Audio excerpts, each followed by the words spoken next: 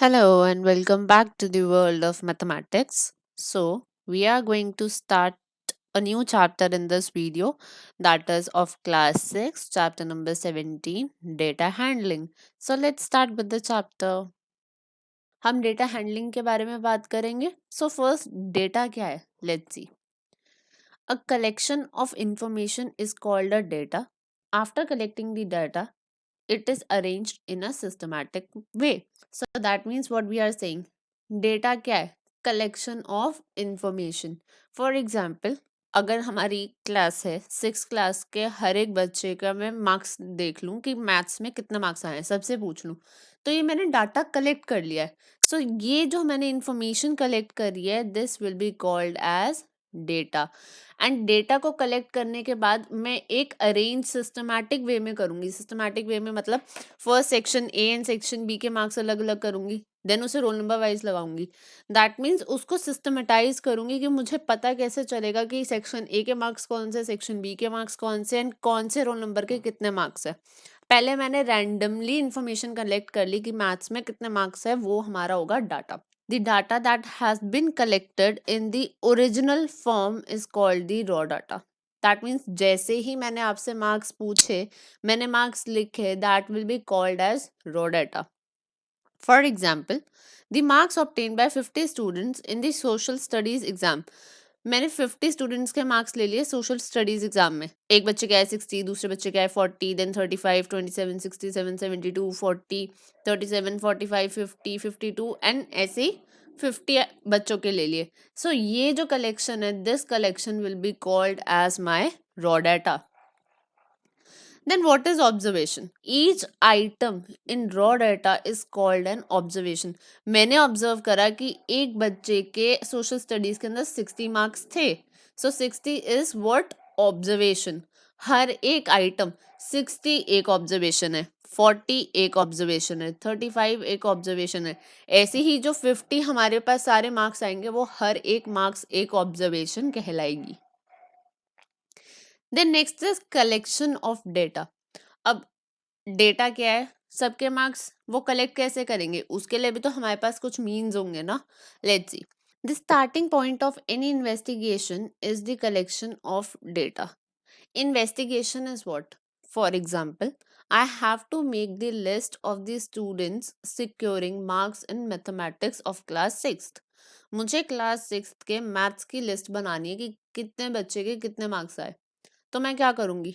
हर एक बच्चे से मैथ्स के मार्क्स पूछूंगी, दैट आपके मैथ्स में कितने मार्क्स आए. बट अगर मेरी इन्वेस्टिगेशन क्या है कि मुझे मैथ्स की लिस्ट बनानी है, बट अगर मैं आपसे इंग्लिश या सोशल स्टडीज या सोशल साइंस या साइंस के मार्क्स मांगूंगी, then that will not fulfil my purpose. मुझे लिस्ट बनानी है मैथ्स की, मैं बाकी मार्क्स पूछ के क्या करूंगी? Right? So if I'm making the list of maths, so I need to ask you about the marks of your maths exam. Right? So that means starting point, जब मैं हर एक बच्चे से मैथ्स के मार्क्स कलेक्ट करना start करूंगी, that will be the starting of the collection of data. The information needed or the data collected must be relevant to the need. Again, as I have discussed, maths की list बनानी है, so maths के ही marks collect होंगे. Then we have two types of data. So let's see what is it. There are two types of data, that is primary data and secondary data. हमारे पास दो type की data है. When the data is collected directly from the source, it is called the primary data. That means जो source है उस source से direct data collect कर रहे हैं, so that will be called as primary data. For example roll number 1 है, right? मैंने role number 1 से डायरेक्ट पूछा कि आपके कितने मार्क्स थे, मैंने लिख दिए. Then roll number 2, then so on. तो मैं हर एक बच्चे से खुद पूछ रही हूँ कि मेरे पास कितने मार्क्स थे. So that will be called as my primary data, क्योंकि वो इंफॉर्मेशन मैंने खुद सोर्स से कलेक्ट करी है. रोल नंबर 1 का था तो रोल नंबर 1 से पूछा है.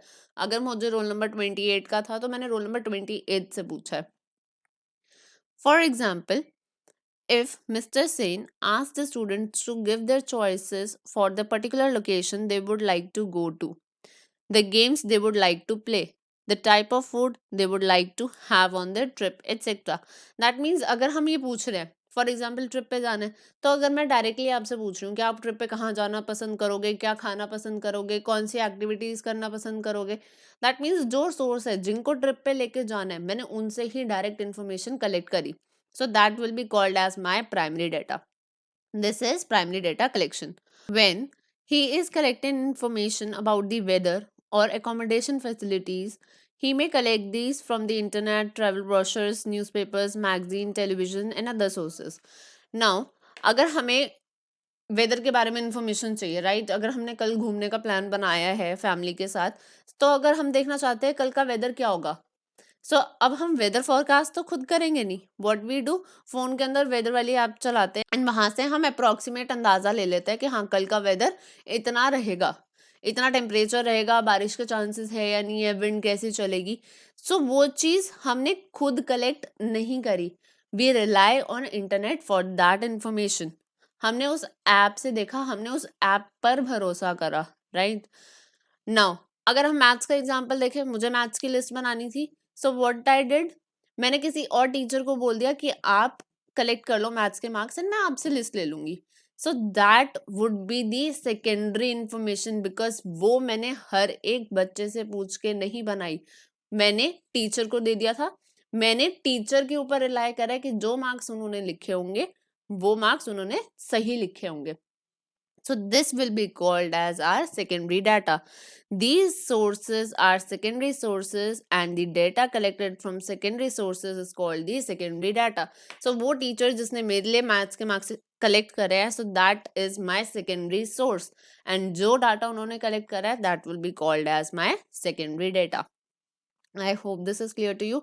जो मैं डाटा खुद कलेक्ट कर रही हूँ हर एक बच्चे के पास जाके, दैट इज प्राइमरी डाटा। अगर मैं किसी और की इंफॉर्मेशन पर रिलाई कर रही हूँ कि हाँ जो उन्होंने कलेक्ट करा होगा वो उन्होंने सही कलेक्ट करा होगा, so that will be called as my secondary data. Remember करने के लिए हमारे पास कौन से पॉइंट्स आए, फर्स्ट, डेटा जो है वो कलेक्शन है, क्लासिफिकेशन है, इंटरप्रिटेशन है हमारी रिक्वायर्ड इंफॉर्मेशन और फैक्ट्स की। कलेक्ट हम करेंगे सेक्शन ए और सेक्शन बी में, क्लासिफाई करेंगे, इंटरप्रेट करेंगे कि हाँ मेरे बच्चों के कितने अप्रॉक्स एवरेज कितने मार्क्स आए हैं, किन किन बच्चों को इम्प्रूवमेंट की जरूरत है, किन बच्चों ने बहुत अच्छा करा है, that is called the interpretation. जब हम डाटा का मतलब निकालना सीखते हैं कि हाँ जो अब हमने कलेक्ट करा है इससे हमने क्या मतलब निकाला, that is called as our interpretation of the required information or the facts. It may be collection of numbers, figures, words or symbols. ये सब चीजों का कलेक्शन हो सकता है, नंबर्स का कलेक्शन बिकॉज हमारे मार्क्स थे, किसी भी चीज का कलेक्शन हो सकता है। देन हमने देखा डाटा के दो टाइप्स होते हैं, that is primary data and secondary data.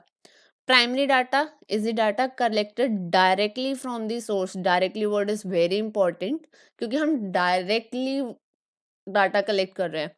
And secondary data क्या है, is the data collected from the secondary sources, like हमने इंटरनेट से देख लिया, टेलीविजन पे देख लिया, लाइब्रेरी में बुक्स रेफर कर ली उस चीज को फाइंड आउट करने के लिए, न्यूज़पेपर्स में रेफर कर लिया।